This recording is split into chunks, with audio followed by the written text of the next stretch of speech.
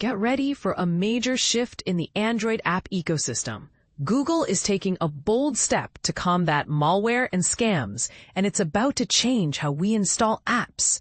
Starting in 2026, only verified developers will be able to get their apps onto certified Android devices. This means that whether you're downloading an app from the Play Store or sideloading it, you'll have the assurance that the developer has been checked out.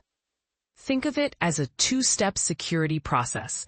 Just like how airports have separate checks for identity and baggage, Google is separating the developer verification from the app content review. We're verifying the developer's identity, not scrutinizing every line of code in their app. Google is targeting those convincing fake apps and making it harder for malicious actors to quickly bounce back after their apps are taken down. Their analysis revealed a shocking statistic. There's over 50 times more malware from sideloaded sources compared to the Google Play Store. But here's where it gets controversial. Google is emphasizing that developers will still have the freedom to distribute their apps directly or through any app store they choose.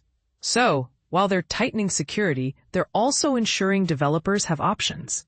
This new Android developer console is specifically for those distributing outside of Google Play. Students and hobbyists will have a separate, simpler process compared to commercial developers.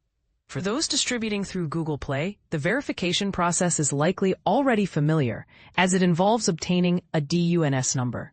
The verification process will roll out in phases, with the first Android app developers getting access in October, and the process opening to all in March 2026. The requirement will initially apply in Brazil, Indonesia, Singapore, and Thailand in September 2026, and then globally from 2027 onwards. And this is the part most people miss. Any app installed on a certified Android device in these regions must be registered by a verified developer. It's a significant change that aims to protect users from fraudulent apps.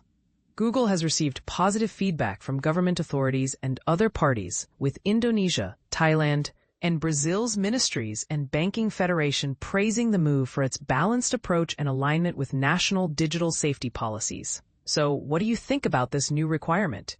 Is it a necessary step to protect users, or does it limit the freedom of developers and users? Share your thoughts in the comments below.